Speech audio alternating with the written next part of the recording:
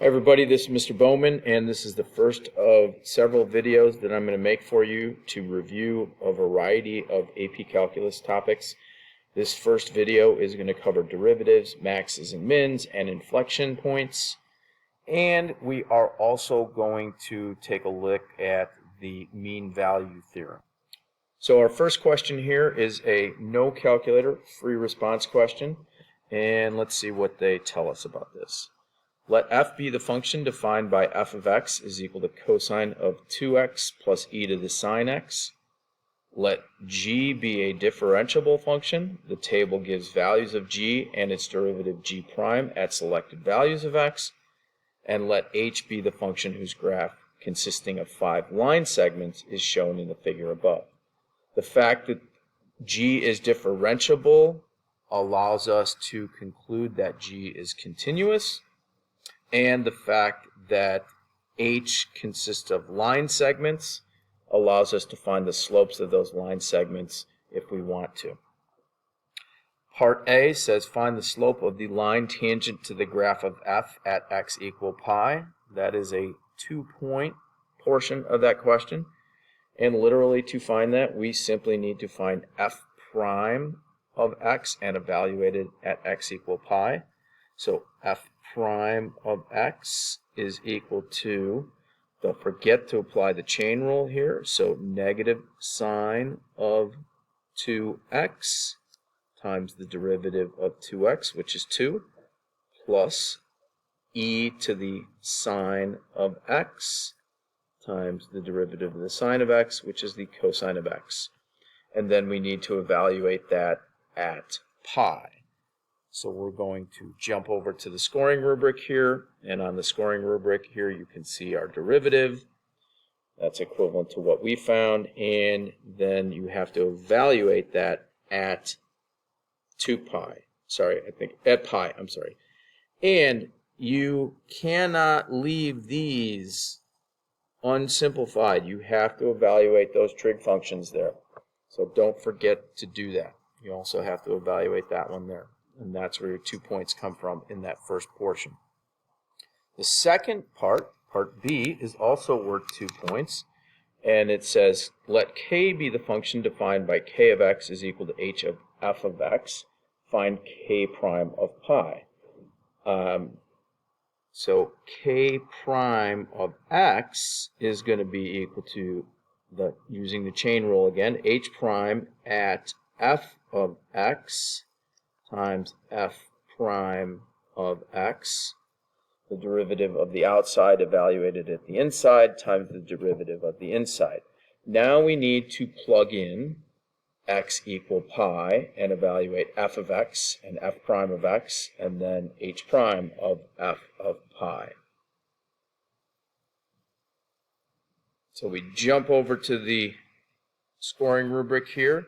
You get 1 point for finding the derivative, and the second point is for evaluating it at pi. So we plug pi into f, and we plug pi into f prime, and we read those from the table. F of pi is 2, f prime of pi is negative 1.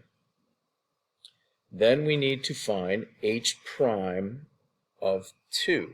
Well, if we go back and we look at h, we have a graph of h. We need to find the slope of the graph of h at x equal 2. So we can see that we have a rise of negative 1 and a run of 3. So negative 1, positive 3. So h prime of 2 is equal to negative 1/3. And that's where this negative 1/3 comes from right there, times f prime of pi, which is negative 1, and we have a final answer of 1/3. That's where the second point comes from on that free response question. Part C of this question is worth 3 points. Let m be the function defined by m of x equals g of negative 2x times h of x. Find m prime of 2. The first 2 points for that come from evaluating or finding m prime of x. So m prime of x is going to be equal to g prime of negative 2x times negative 2, because we're using the chain rule and the product rule here at the same time, times h of x, so the derivative of the first times the second, plus the first, g of negative 2x, times the derivative of the second, h prime of x. So the chain rule and the product rule thrown together there, and that gives you 2 points, and you're going to get 1 point for the first part and 1 point for the second part. The third point, is you have to find the derivative of m prime, or you have to find m prime at 2. So you need to plug 2 in everywhere for x.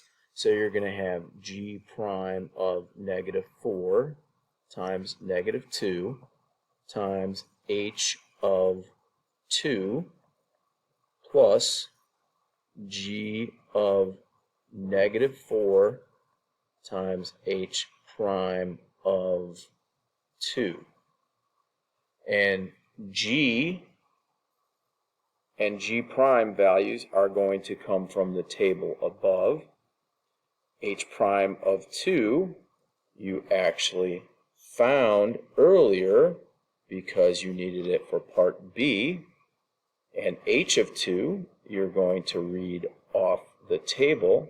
Now be careful about h of 2 because h of 2 is the y coordinate of that point, and since there's a slope of negative 1/3 and x is 2, this y coordinate is going to be equal to negative 2/3. So let's jump over to the scoring rubric here and find all of these. So we have negative 2 times g prime of negative 4 from the table, which is negative 1. H of 2 we just found is negative 2/3. G of negative 4 from the table is 5. H prime of 2 we found in the previous part B, which is negative 1/3. And you can leave it like that, or you can simplify it if you want, but those are your 3 points. And the last part, part D, is going to be worth 2 points because all free response questions are worth 9 points total. And D asks, is there a number C in the closed interval from negative 5 to negative 3 such that g prime of C is equal to negative 4? Justify your answer. Well, g prime of C is the instantaneous rate of change of g at some x value. And is there a place where that is going to be equal to negative 4 on the closed interval from negative 5 to negative 3? Well, g is differentiable. Therefore, g is also continuous. So the answer to that question lies in the following. G prime of C should be equal to the average rate of change over that interval because we meet the conditions for the mean value theorem. So we need to evaluate g of negative 3 minus g of negative 5 over negative 3 minus negative 5. So basically we're finding the slope of the secant line and figuring out what that is.